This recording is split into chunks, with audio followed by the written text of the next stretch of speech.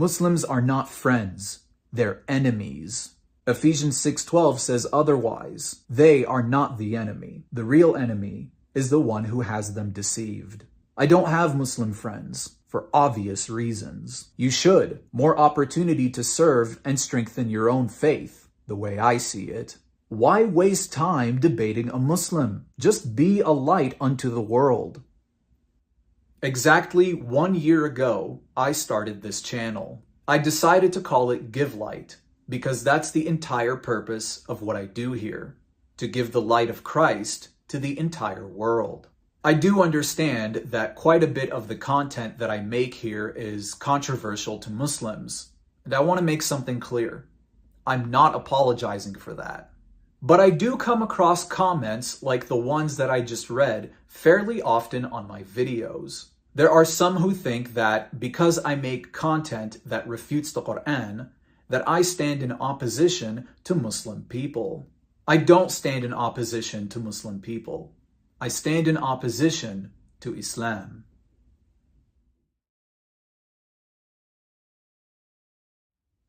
There is an entire world, a spiritual world, that we as humans don't see with our own eyes.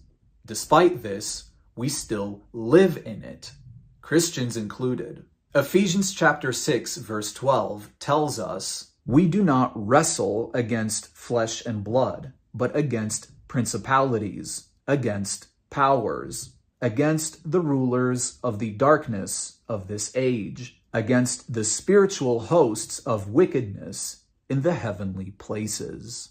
There is an incredibly powerful word that is used in this verse. Can you guess which one it is? The word that I'm referring to is wrestle. The Apostle Paul uses this word as a metaphor to signify that all of us who call on the name of Christ are engaged in warfare. This is why we are commanded to put on the helmet of salvation, the chest plate of righteousness, the belt of truth, the feet preparations of the gospel of peace, the sword of the Spirit, which is God's everlasting word, and the shield of faith, which will extinguish every flaming arrow of the evil one. This is the uniform of a Roman soldier, a centurion. We as Christians are daily engaged in a war that takes place in the heavenly realms. But our battle is not against those who are around us. The book of Jude, the shortest book in the Bible, opens with one of the most compelling greetings that we can find throughout the scriptures. To those who are called, sanctified by the Father, and preserved in Jesus Christ, that's us, Christians, mercy, peace, and love be multiplied to you. Jude begins his letter by imparting to us mercy, peace, and love. He does this to remind us that these are the qualities we are called to live by as the Lord's people. Now pay close attention to this next part. Beloved, while I was very diligent to write to you concerning our common salvation, I found it necessary to write to you exhorting you to contend earnestly for the faith which was once for all delivered to the saints. Jude calls us to contend earnestly for our faith. But what does it mean to contend earnestly? The Greek word that is used here is epagonizomai. According to the Strongest Strongs, epagonizomai means to contend and to fight. In the same manner that Paul uses the analogy of wrestling, Jude uses the Greek word epagonizomai to describe the spiritual warfare that we are engaged in. At this point, the message is clear. We as Christians are all called to take part in combat. We are called to take up our spiritual armor and head for the front lines, fighting for God's kingdom. Now, as a young man myself, this kind of exhortation, this calling, excites me, but we cannot miss the two key lessons behind all of these verses. In the book of 2 Corinthians, we are told, "For though we walk in the flesh, we do not war according to the flesh. For the weapons of our warfare are not carnal, but mighty in God for pulling down strongholds, casting down arguments, and every high thing that exalts itself against the knowledge of God, bringing every thought into captivity to the obedience of Christ." Here's the first key lesson.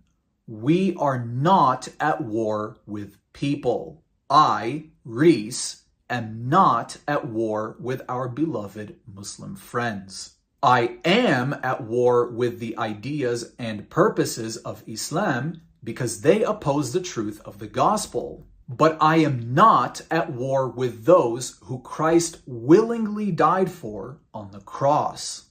Think about who the real enemy is. The deceiver, Satan. Now think about how he has tricked so many people who call themselves Christians. There's no doubt that God commands us to engage in spiritual combat. But the real enemy has tricked so many Christians into thinking the people we are supposed to evangelize and love on are the enemy. And that couldn't be farther from the truth. We may walk in the flesh, but we are not engaging our war according to the flesh. Here's the second key lesson. The spiritual weapons that we are equipped with have divine and eternal purposes.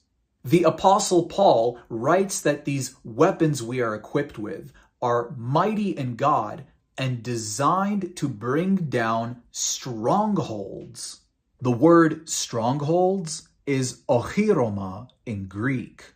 Ochiroma means stronghold and fortress, but in some cases, it can also be used to mean prison. Think about it from this perspective.